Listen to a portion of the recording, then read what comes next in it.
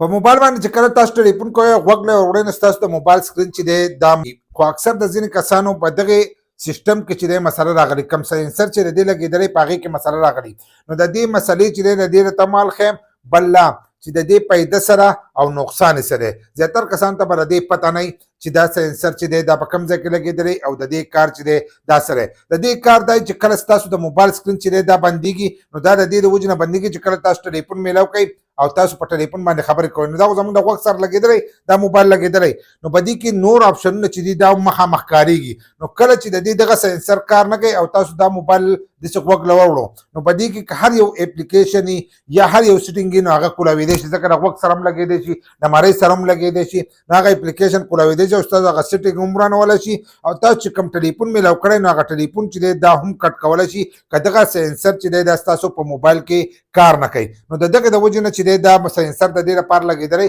چې کله تاسو دا غوږ له وړئ نو دا به چې دی اټومیټک به بندېږي اوس په ځینو موبایلو کې راغلی کوم چې نوی برنډ او نوې ټکنالوژي پکې استعمال شوې ده نو په هغې کې لږه ډېره مسله راځي لکه هغه زړه ټکنالوژي چې د اخر همیش دپاره نوې ټکنالوژي ښایي خو کوم چې نوې راغلي دي دا غټې موبایل نو په هغې کې چې کومې سینسر لګېدلي نو په هغې کې اوس دا چل دی چې کله ناکله هغه کار ونه کړي د دې کار دی چې دا لږه روشني ولي نو د هغې روشني په تر باندې چې دی کله به دې باندې لږه تیاره راشي نو دې ته پته ولګي چې زه دا موبایل چې دی دا غوږ له ووړی شو نو د دې د وجې نه هغه کال کې چې دی کله تاسو ټلیفون میلاوئ کله په وټساپ باندې میسج اورئ نو د هغې د وجې نه دا سکرین چې دی دا بند شي نو د دې دغه کار د خو د ځینې کسانو په دې سینسر کې چې مسله راغلي لکه کله تاسو غوږ له وړئ نو هم نه لګي لکه سکرین نه مړ کوي یا ځینې کسان اکثر په وټساپ باندې میسج پلی کړي چې څنګه پلی کړي نو ډایرکټ د موبایل سکرین چې دی هغه بند شي هغه ته بیا څه چې دی دا نه ښکارېږي نو هغه وایي دا مسله سره نو دا مسله دی چې ستاسو دا له پاسه سینسر چې دی دا په دې ځای کې اکثر لګېدلی په دې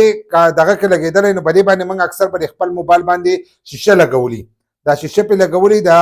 سکرین د کم دغه چې دی ګلاس چې دی دا پې موږ لګولی چې دا پې موږ لګولی نو اکثر دا چې دی د دغې سینسر دا کم سوری چې دی نو دا اکثر ټپ کړي د هغې دا سوری چې هغه ټپ کړي نو چې هغه کله ټپ شي نو د دې د وجې نه دا سکرین چې دی دا بند شي داسې تا د سکرین کولاوي چې ته موبایل استعمالوي خو کله چې ته د وټساپ میسج پلی کوې یا تا د ټلیفون نه شي نو एकदम چې تا هغه ټلیفون کولاو کوې هغه سکرین چې دی هغه د هغې سره بند شي نو دا تاسو بیا ګورئ که ستاسو د دغه سینسر دا دغه خرابي دا ځای سقایي نو دا تاسو پاکولی شئ یا ستاسو په دغې شیشه کې کم ګلاس چې دی په دې کې دوړه تلي او د دغه سینسر ته مخامخ راغلي نو د هغې هغه رڼا هغه